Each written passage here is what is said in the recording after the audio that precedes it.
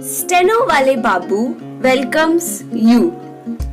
Shorthand dictations in male and female voice from all sources like magazines, speeches, and editorials at various speeds up to 120 WPM for various departments like SSC, DSSB, CRPF, Delhi Police, etc.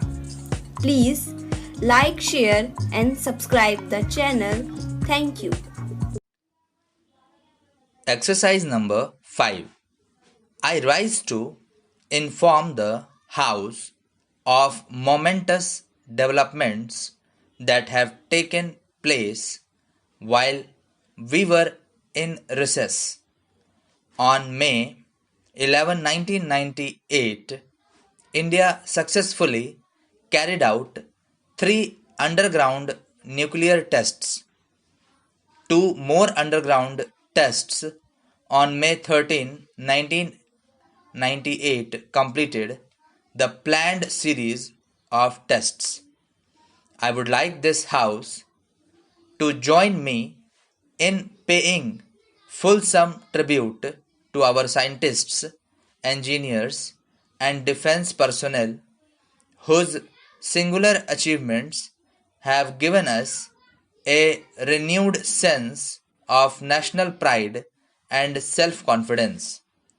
In addition to the statement I now make, I have also taken the opportunity to submit to the House a paper entitled Evolution of India's Nuclear Policy. In 1947, when India emerged as a free country to take its rightful place in the Committee of Nations, the nuclear age had already dawned. Our leaders then took the crucial decision to opt for self-reliance and freedom of thought and action.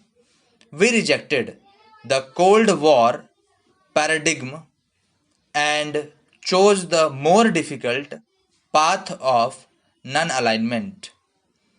Our leaders also realized that a nuclear weapon-free world would enhance not only India's security but also the security of all nations. That is why disarmament was and continues to be a major plank in our foreign policy.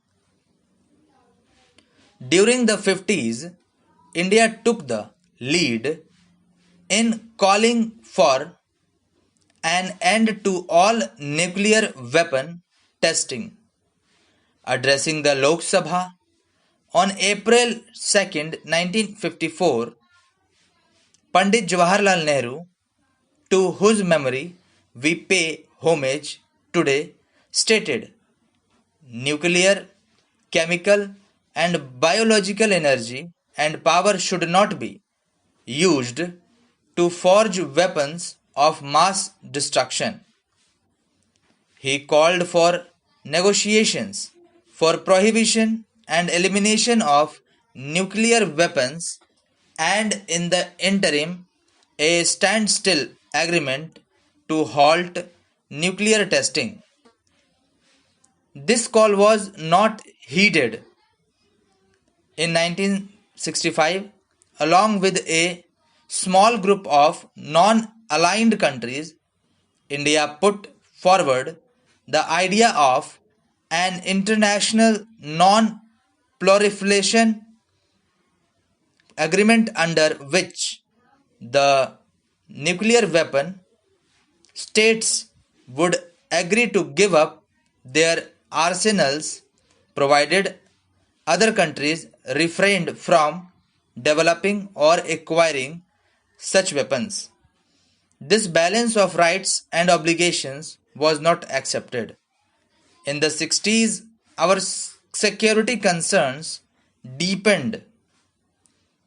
The country sought security guarantees, but the countries we turned to were unable to extend to us.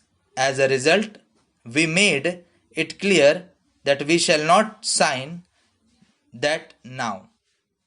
Thank you.